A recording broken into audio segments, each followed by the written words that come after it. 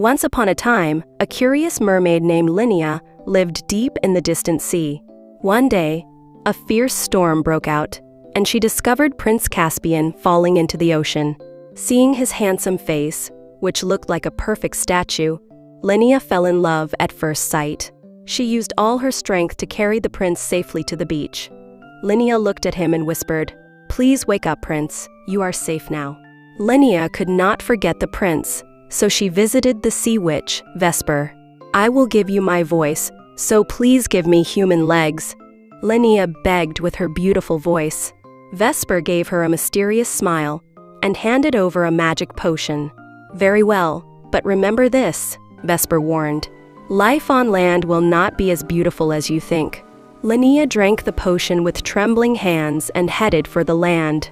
Finally, Lynea arrived at the castle and met Prince Caspian, the man of her dreams. However, unlike her expectations, the prince was an extremely rude person. During dinner, the prince took a bite of the soup on the table and suddenly shouted angrily, "Is this soup or is this dirty water? Take it away right now." The prince furiously threw his golden plate onto the floor, making Lynea freeze in shock. The prince's rude behavior did not stop there. The prince complained that he did not like the clothes brought by his faithful servant, Silas. "What is wrong with this color? Are you blind, Silas?" the prince snapped. He pointed his finger aggressively at Silas and frowned. Watching this, Lynea deeply regretted her choice. She thought to herself, "I was so foolish. I only looked at his handsome face and believed he was a wonderful prince."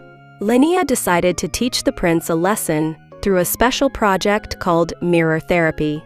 The next day at lunchtime, Lynea began to copy the prince's exact actions.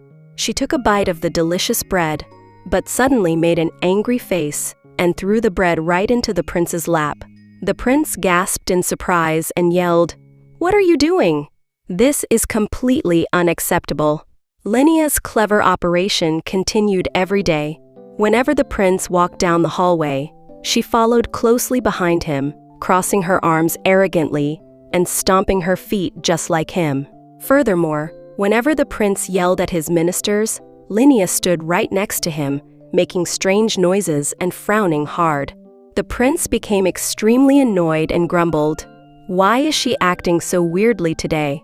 Watching Lynea copy his exact behavior, Prince Caspian was deeply shocked. He looked into a large mirror and realized how terrible he looked. "Did I really make such an ugly face? Was my behavior that hideous?" the prince asked himself in shame. Looking at his distorted reflection, he felt a deep embarrassment. He finally realized that true ugliness did not come from the face, but from a bad heart and rude actions. The next morning, the prince changed 180 degrees into a totally different person. He walked up to his servant, Silas, and offered a warm apology first. "I am truly sorry for being so rude to you, Silas," the prince said gently. "Thank you for preparing this wonderful breakfast." Instead of an angry frown, a bright and beautiful smile appeared on the prince's face, surprising everyone in the palace. As the prince realized the true beauty of the heart, the sea witch Vesper appeared on the beach. "You have finally learned what true beauty is," Vesper shouted happily. When Vesper waved her magical staff, Lynya's voice immediately returned to her. Lynea opened her mouth and asked with a clear, beautiful voice, "Prince Caspian, can you hear my voice now?" The prince smiled and replied, "Your voice is the most beautiful sound in the world." The entire kingdom was filled with a joyful festival atmosphere.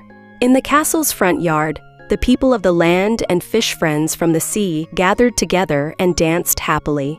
Caspian, who became a kind and wonderful prince, and Lynea, who found her beautiful voice, held hands and smiled. Everyone finally learned the important lesson: true beauty lives inside our hearts.